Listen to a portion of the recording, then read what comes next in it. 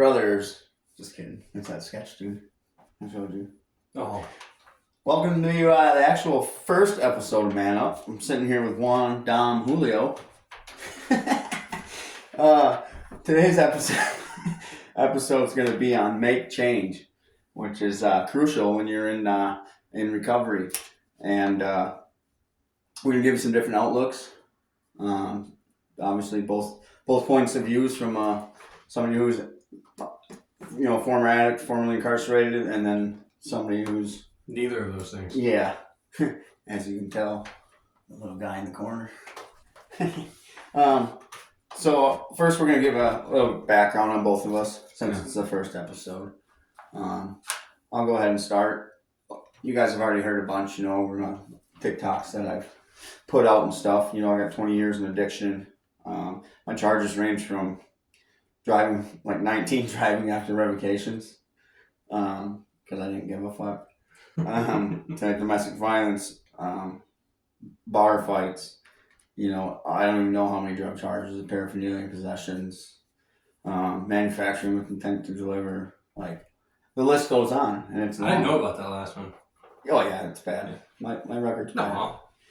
I mean, I haven't had a charge in 7 years. Yeah. And my last serious charge was 11 years ago. So yeah. Obviously I'm doing better, and I know I got to do better. Sure. I mean, change doesn't happen overnight, and I'm finding that out. The hardest way possible, Yeah. And then obviously the most recent thing was, my relapse, a bit ago, and losing my wife and kids. And that's really what made me want to start this podcast and change the most, And that's why the first topic is on change, because that's the focus point of where my life's at, where, what I got to do next. And it's not just changing just for, like, obviously people in my shoes or people that are on this path. Everybody faces change, at some point in their life, even sober people, and every single day it comes up, But the sober people obviously have a better way of coping with it and dealing with how they handle it, Usually, yes. Yeah, usually. Some of them just fall right off the... Some of them just find things that aren't illegal to do. Yeah, that too. I mean, that's what they're called healthy coping skills. Oh yeah, bad. Bad, or they just but not don't illegal. Or they don't get caught. So, yeah, there's my background. How about yours? What's your background like? Opposite of yours. Yeah. I grew up in a very Christian home, and the good kind of Christian, not the bad kind. We can go more on that later if you want, but the good kind of Christian, not the bad kind. I really didn't do anything particularly out of line until I was in my early 20s. Really. Yeah. I think I was 21 before I even tasted alcohol. Now that being said, what? I was already in prison. Were you really? Yeah. My first state bit. But no, I did a few years of foolish living in my 20s, but no, I don't have any of that background. But I think that's really why we're doing this together is because of the differing outlooks. Yeah, I mean, that's the whole purpose of Man Up, is just to, hopefully one thing we say or do on here gives somebody a different outlook on recovery or life or, just motivation, whatever it may be, Yeah. And we're trying to deliver as many as possible in this, in this podcast, Yeah, because something you say might mean something to somebody, something I say. But what I do think is the more I talk to you about what you're going through, the more I hear you talk about change and these kind of things, I'm becoming more and more impressed how that's just a different way of talking about the same principle that applies to areas of my life. Not drugs, but, name something else. Oh, I had to go through something like that, not nearly as awful. Yeah. But I know what you're talking about in a weird way. So it's making it kind of easier for you to overcome, seeing my struggles. Yeah. And how hard, you've been there through the last 3 years of what I went through, Maybe I mean, it I don't know. Just phrasing it in this episode, change. Yeah. Oh, yeah. I mean, I've had to change for the better. Yeah. And now you have to change for the better. Yeah. We all go through it. It's just Yeah. We're coming from different angles, but we're all trying to be the same better person. Yeah, absolutely. Absolutely. So, since this is the first podcast, or the first episode, and it is on change, I'm going to start with the definition of change in the Webster Dictionary. And they make it sound so fucking simple, dude. It's like 6 words, and it's literally to take and replace with something of relative context. So basically, like, you took this word and changed it with another word, but it has the same meaning.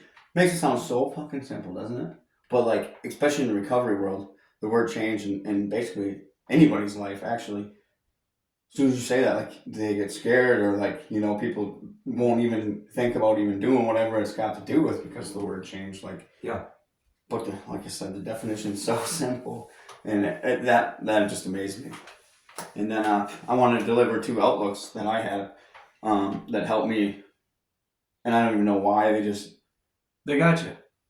They got to you. Yeah, I don't know why they got to me, because I've been taught them, I've been instilled them, I've Heard them preached them times, and yeah. heard them 1,000 times. I even did it 1,000 times, you know. And the first one was, I was sitting in rehab this last time, and I was thinking about how I had to change and what I was going to do to change, and that was before coming up and Man Up, and it was just like fucking baby steps, like. And I've known this my whole time in addiction. I've known this like my whole life. Like, you don't ever just go head on into something, you know. It never works out good.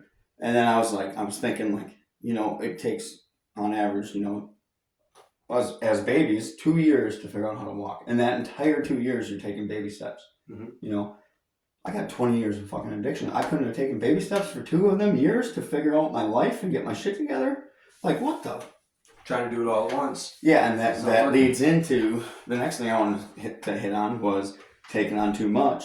You know, I've always lived with a level of chaos. I got to find that happy medium in between, and live life like that, because, you know, between ADHD and then boredom being a trigger, you know, so it's like, and then if I get too bored, I'm down, sad, and I want to go get high, you know. Mm-hmm. So I got to find that middle ground, and just keep it straight and narrow, you know. Yeah.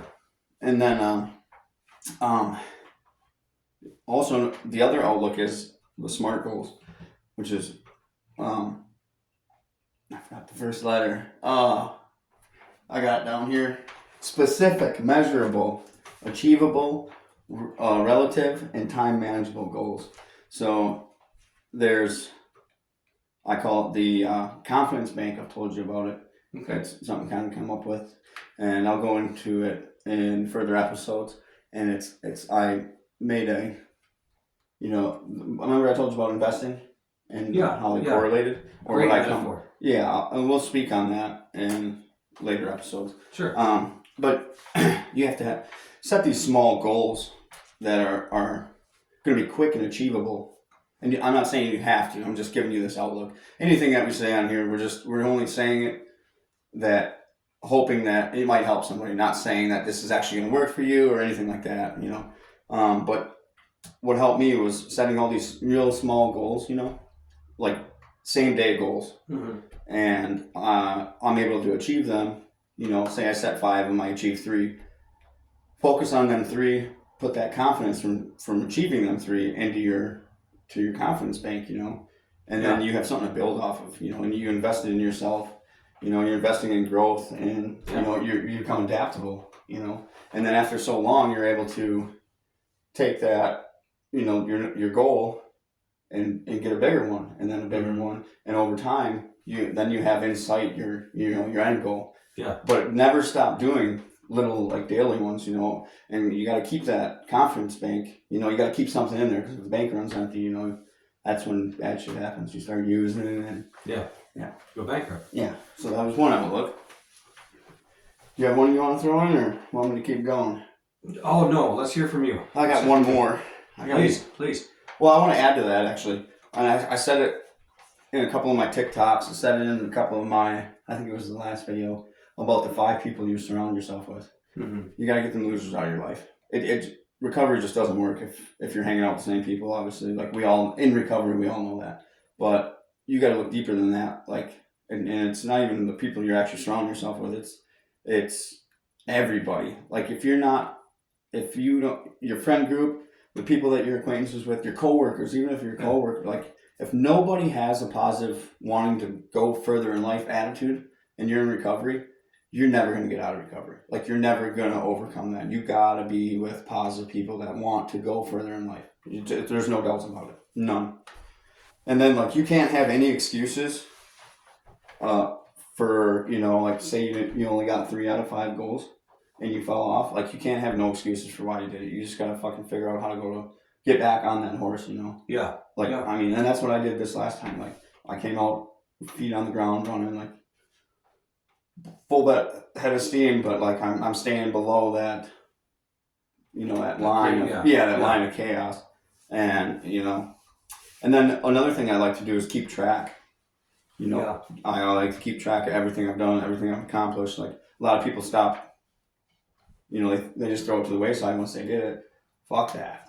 Like you got to look back and see what you've done, because like every single day you get up and you don't go out and use, or every single day that you get up and you go to work and you come home and you're beat the fuck up and you don't use drugs, it's a fucking win, you know, like And you got to think that you got to keep like, oh, I did it yesterday, well I can do it again tomorrow, and then you know, next thing you know, you're 10 weeks, you know, 2 years, 5 years in recovery, haven't touched drugs, and it's just like, I can do this, you know. Do you figure that kind of thinking is why they have people in AA have those chips? Oh yeah, how long? Absolutely.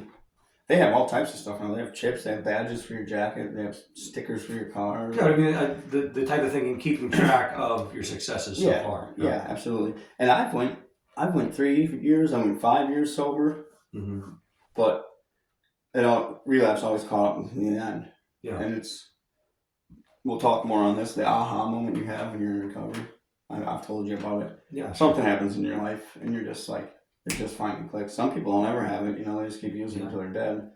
Some people, it takes one time getting in trouble, you know, arrested, one time going to jail, one time going to prison, whatever, one time going to rehab.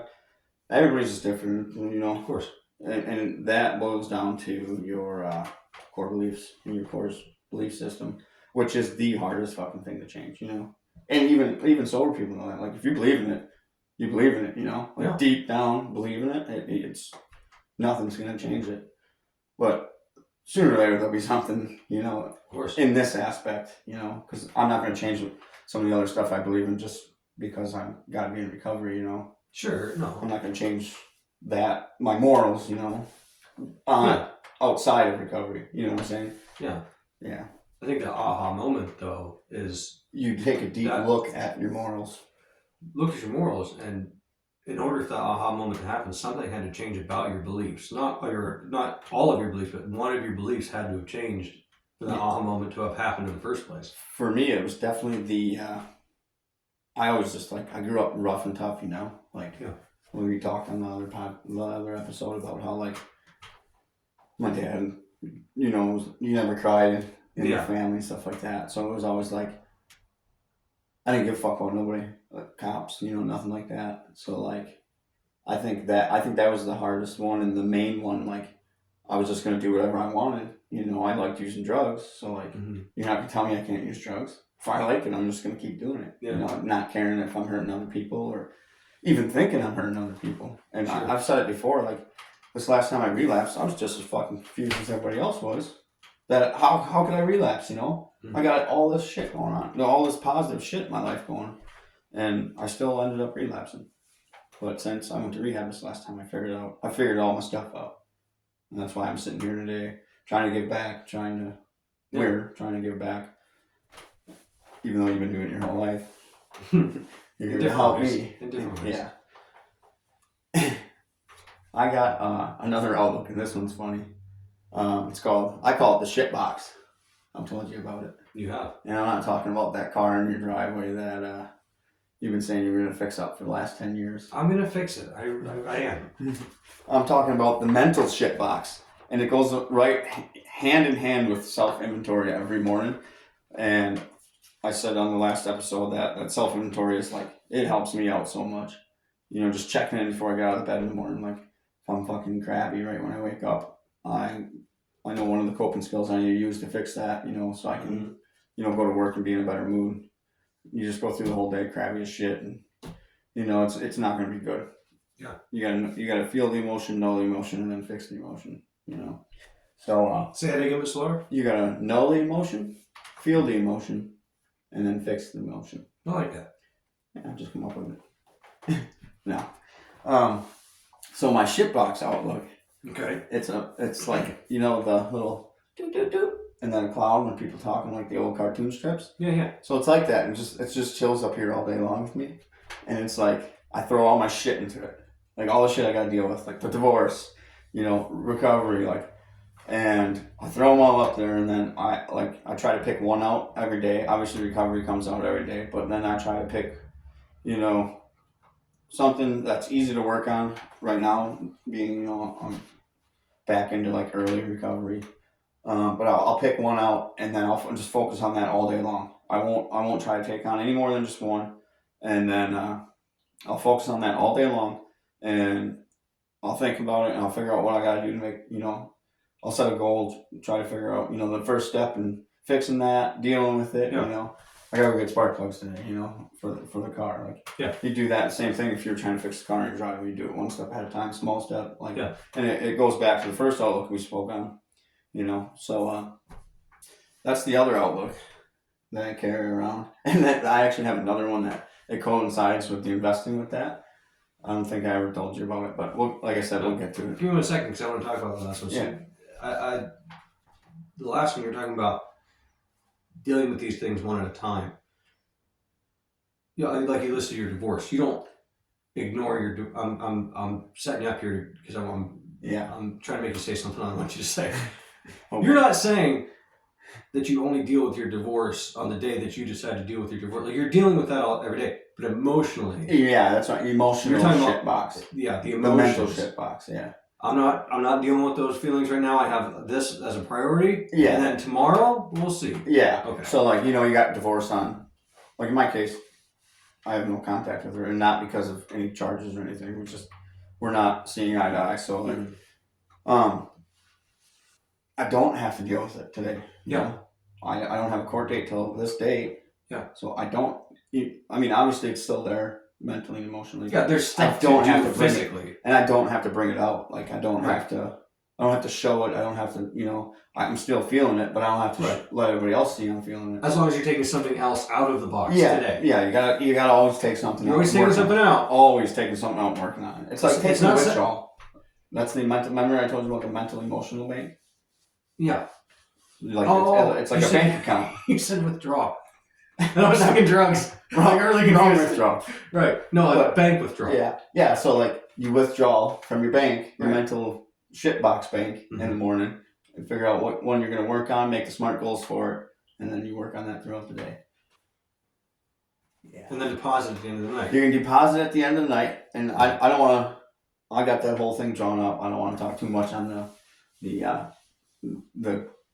what's the word between investing and this thing I come up with. Economics? No, how they combine. Metaphor. No, I whatever. don't know where you're going. with this. Coincide. Oh, how they Yeah, coincide? yeah. Yeah, No, because so that's like that'll be like the whole episode of explaining it. no, what I want to make sure you weren't saying was I'm just going to put it over there and I'm never going to deal with it. No, absolutely not. That's not what you're saying. No, because that's the You're saying worst. the opposite. It's not saying the opposite. Yeah, Like, it's you not gotta keep it- burying what you're going through. It's not just stuffing it in and holding it all in. Yeah, that's the worst thing for recovery. Right. That is not what you're saying at all. Or Yeah. just I just wanted to mental reiterate. health, I all can tell that. what you were trying to say. Yeah, I just wanted to underline that's why that's I have not you the here. same thing. Yeah. That's why I have you here, so Oh, you can help keep me doing iterate that, my yeah. points. So, yeah, that's going to wrap up at least the talk on change. I want to show a couple things and give some resources before we wrap this up. I don't know how many places will have this. It's called the 24/7 Dad. It's called the Fatherhood Handbook, and it is from the National Fatherhood Initiative. I know in Erie, PA, if any of you guys are in the Pennsylvania area, this is the best program I've ever taken in my life. I mean, I could go on for days talking about the guys that teach this, this book. I mean, Maybe we will. we definitely can. I have the whole thing completed. You get a certificate at the end. So if you guys are going through divorce or custody or anything like that, they actually come advocate for you. The judge loves the certificate. Well, I haven't found that part out yet. I will shortly. I have it completed. I've actually went through it twice and reread it. You could do this right now and you would learn from it. Oh, sure. And it's crazy. Sure. And then on page 84, which every time you have a group, they alliterated this. So on 84, it goes through, you can see, it goes like where your kid's supposed to be at. In development, yeah. And it's updated. This is from, I don't remember what year this is from. I think it's just from last year. Mm-hmm. So and obviously some kids are going to be further back than others or ahead, Yeah. But it's something, especially in my recovery, this book and that group of guys changed my whole, between what happened with me and this group is what really sealed the deal on me wanting to be a better person. And it was really just the guys teaching it, but yeah. So yeah, that's the 24/7 Dad Fathering Handbook. It's a National Fatherhood Initiative. I'm sure they're all over PA. I don't know about nationwide. We'll see if we can find some. Yeah, I'll talk to them because I'm still speaking May 17th for them guys. The guys that are running this course, I'm speaking for them in Pittsburgh. Getting my story out there a little bit further. They're going to use me as their goat for success. So, there you go. And then, as promised, we're going to deliver some resources. And I'll just start with these guys again. It's the Erie Family Center, the Fatherhood Initiative. Jason is one of the guys named, and then Al is actually the guy who runs it. I don't remember his last name, but I'm riding with him on the 17th with his wife who runs the Erie Family Center. We'll write it down for next time. Yeah. I've been needing to get their cards and stuff. Yeah. So then the second resource that I want to share is the Family Services of Northwestern PA, and that is going to be fsnwpa.org,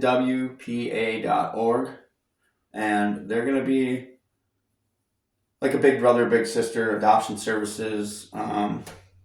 It says on here sexualized FBMH, FFT, MST. I don't really know what that means. Me neither. But if you do and you need it and you're in Northwestern PA, there you go. Good. Yeah. And then we'll just do this one. Well, it's called Erie Dawn, and it's just eriedawn.info, and they are transitional housing services. So, and that, my friends, is going to wrap up the actual first episode of Man Up. Not bad. Not bad. Not bad. Not bad. Don't forget to like, share us, comment. Do a bunch of comments. We'll follow them all. There you go. Just follow along. It's going to get better. Oh, we haven't done nothing in the studio either. Been too busy. Not a thing. Well, I just spit everywhere.